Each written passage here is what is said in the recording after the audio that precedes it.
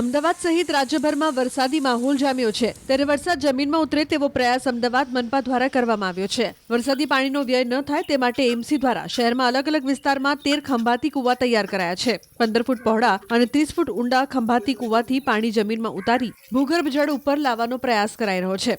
ઉલ્લેખનીય છે કે ખંભાતી કુવા પાછળ એએમસી 4 લાખનો ખર્ચ કરશે। ચાલુ ચોમાસાના સિઝનમાં આ પ્રયોગ સફળ થશે તો ભવિષ્યમાં વધુ ખંભાતી કુવા તૈયાર કરાશે। જે વિસ્તારમાં પાણી ભરાય છે તે વિસ્તારમાં હાલ પ્રાથમિકતા છે।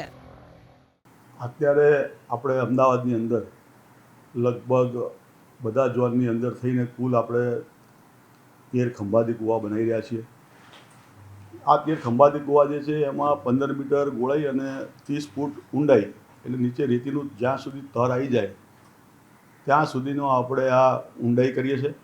એટલે આજુબાજુથી જ્યાં વોટર લોગિંગ સ્પોટ છે એમાંથી પાણી આ ખંભાતી કૂવામાં જાય એના માટેની આપણે આ યોજના છે। અને ભૂગર્ભના જળ છે આના હિસાબે ભૂગર્ભના જળ પણ ઉપર આવશે અને જે ટીડીએસનું પ્રમાણ જે આવે છે ભૂગર્ભ જળમાં એના આ જળ દેવાથી ટીડીએસનું પ્રમાણ પણ ઘટશે।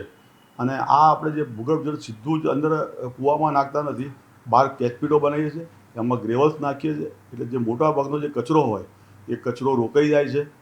પાંદડા છે કે પ્લાસ્ટિક છે કે જે કંઈ આવતું હોય એ કચરો રોકાઈ જાય અને પછી માટીવાળું પાણી જશે પણ મોટું કચરાવાળું પાણી નહીં જાય એવા ગ્રેવલ્સ નાખીને આપણે ફિલ્ટર કરીને પાણી ભૂગર્ભ આ ખંભાતી કૂવામાં નાખીશું।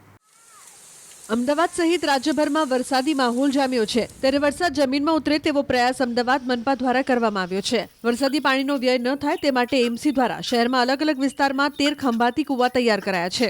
15 ફૂટ પહોળા અને 30 ફૂટ ઊંડા ખંભાતી કુવાથી પાણી જમીનમાં ઉતારી ભૂગર્ભ જળ ઉપર લાવવાનો પ્રયાસ કરાઈ રહ્યો છે।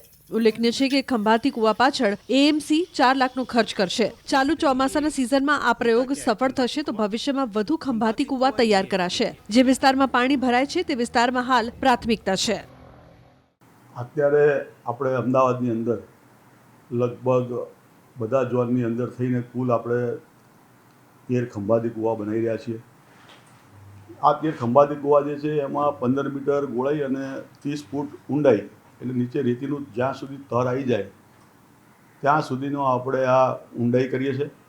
એટલે આજુબાજુથી જ્યાં વોટર લોગિંગ સ્પોટ છે એમાંથી પાણી આ ખંભાતી કૂવામાં જાય એના માટેની આપણે આ યોજના છે। અને ભૂગર્ભના જળ છે આના હિસાબે ભૂગર્ભના જળ પણ ઉપર આવશે અને જે ટીડીએસનું પ્રમાણ જે આવે છે ભૂગર્ભ જળમાં એના આ જળ દેવાથી ટીડીએસનું પ્રમાણ પણ ઘટશે। અને આ આપણે જે ભૂગર્ભ જળ સીધું જ અંદર કૂવામાં નાખતા નથી, બહાર કેચપીટો બનાવીએ છીએ, એમાં ગ્રેવલ્સ નાખીએ છીએ એટલે જે મોટા ભાગનો જે કચરો હોય એ કચરો રોકાઈ જાય છે।